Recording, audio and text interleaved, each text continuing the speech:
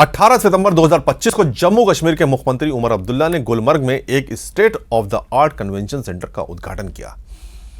यह केंद्र न केवल पर्यटन को बढ़ावा देगा बल्कि मीटिंग्स, इंसेंटिव्स, कॉन्फ्रेंसेस और एग्जीबिशंस के जैसी गतिविधियों के जरिए आर्थिक विकास को भी मजबूत करेगा। लेकिन इस खुशी के मौके पर मुख्यमंत्री ने केंद्र सरकार की आलोचना भी की। तो इस वीडियो में हम आगे भी समझेंगे कि ये केंद्र क्यों जरूरी था, पर्यटन की वर्तमान स्थिति क्या है, सुरक्षा के नाम पर बंद इलाकों की समस्या क्या है और राजनीतिक दृष्टिकोण क्या है। हम तथ्यों पर आधारित विश्लेषण करेंगे जिसमें हालिया खबरें और आंकड़े शामिल हैं। तो चलिए शुरू करते हैं आज का सफर। सबसे पहले गुलमर्ग को समझते हैं। गुलमर्ग जिसका मतलब है फूलों का मैदान, जम्मू कश्मीर के बारामूला जिले में स्थित एक हिल स्टेशन है। ये श्रीनगर से करीब 50 किलोमीटर दूर है और समुद्र तल से करीब 2650 मीटर की ऊंचाई पर बसा है। यह दुनिया का सबसे ऊंचा गोल्फ कोर्स यानी 9000 फीट पर और एशिया का सबसे लंबा केबल कार गोंडोला के लिए मशहूर है। सर्दियों में स्कीइंग, गर्मियों में ट्रैकिंग और घुड़सवारी गुलमर्ग पर्यटकों का स्वर्ग है। कश्मीर का पर्यटन उद्योग लाखों लोगों की आजीविका का आधार है। 2024 में कश्मीर में 2 करोड़ से ज्यादा पर्यटक आए जो 2019 के स्तर से दोगुना है। लेकिन 2025 में एक घटना ने सब कुछ बदल दिया। अप्रैल 2025 में पहलगाम में एक टेरर अटैक हुआ जिसमें 26 पर्यटक मारे गए।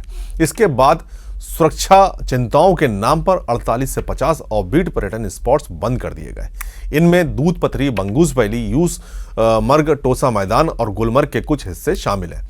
मुख्यमंत्री उमर अब्दुल्ला ने उद्घाटन के दौरान कहा कि पहलगाम की घटना दुखद थी लेकिन सुरक्षा व्यवस्था के बाद स्पॉट्स को तुरंत खोल देना चाहिए था। यह केंद्र पर्यटन को रिवाइव करने की कोशिश है। श्रीनगर से बाहर गुलमर्ग में कन्वेंशन सेंटर की मांग लंबे समय से थी। पर्यटन एसोसिएशन और लोकल बिजनेस ने इसे पर्यटन को साल भर चलाने का माध्यम माना।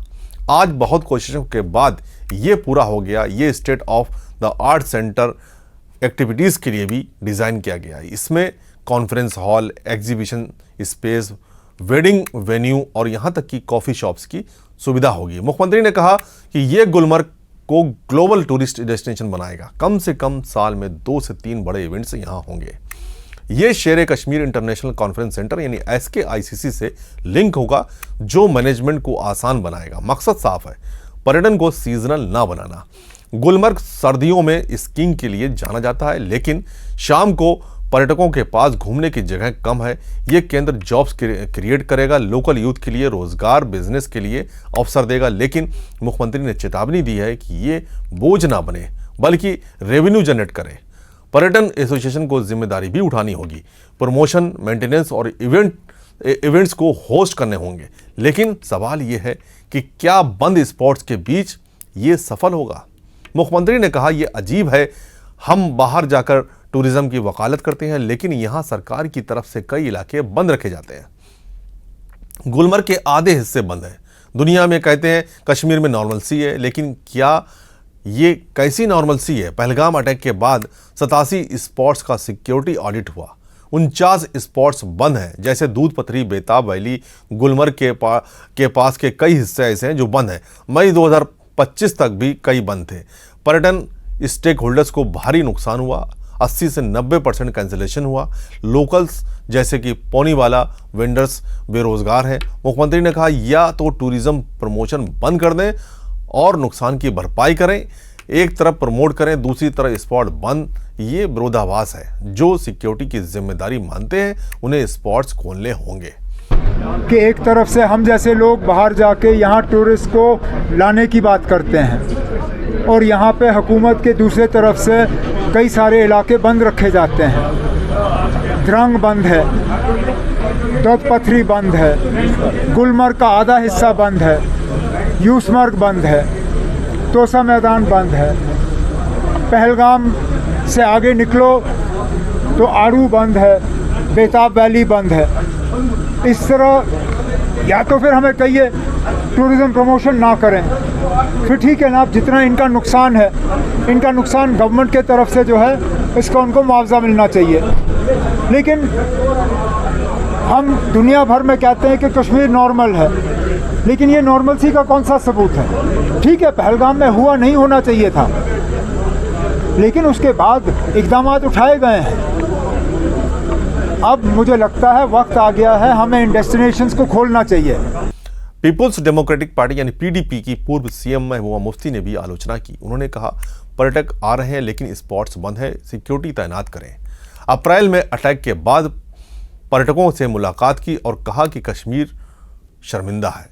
यह मुद्दा सिर्फ पर्यटन का नहीं, राजनीतिक है। उमर अब्दुल्ला नेशनल कॉन्फ्रेंस के नेता हैं जबकि महबूबा पीडीपी की। दोनों केंद्र की नीतियों पर सवाल उठा रहे हैं। 2019 के बाद आर्टिकल 370 हटने से पर्यटन बढ़ा लेकिन सिक्योरिटी इश्यूज बने रहे। भाजपा नेता और प्रवक्ता अल्ताफ ठाकुर ने जम्मू कश्मीर के मुख्यमंत्री उमर अब्दुल्ला पर तीखा हमला बोला। ठाकुर ने आरोप लगाया कि उमर अब्दुल्ला जम्मू कश्मीर की जनता की समस्याओं को हल करने के बजाय पेरिस की सैर का ज्यादा आनंद ले रहे हैं। ये बयान उस वक्त आया जब मुख्यमंत्री उमर अब्दुल्ला ने गुलमर्ग में कहा कि पर्यटक स्थलों को खोलने का अधिकार उपराज्यपाल प्रशासन के अधीन आता है। उन्होंने ये भी कहा कि एक और देश और दुनिया के अन्य हिस्सों में पर्यटन को बढ़ावा दिया जा रहा है जबकि जम्मू कश्मीर के कई पर्यटन स्थल अब भी बंद पड़े हैं, जो एक विडंबना है। इस पर पलटवार करते हुए अल्ताफ ठाकुर ने कहा कि उमर अब्दुल्ला के पास खुद पर्यटन मंत्रालय का प्रभार है और जब भी वे नाकाम होते हैं तो या तो बीजेपी को या फिर उपराज्यपाल को दोषी ठहराते हैं। उन्हें जम्मू कश्मीर के लोगों की समस्याओं से ज्यादा पेरिस की सैर की चिंता है। वहीं घूमने जाते हैं, ना कि यहाँ के मसलों के बारे में सोचते हैं।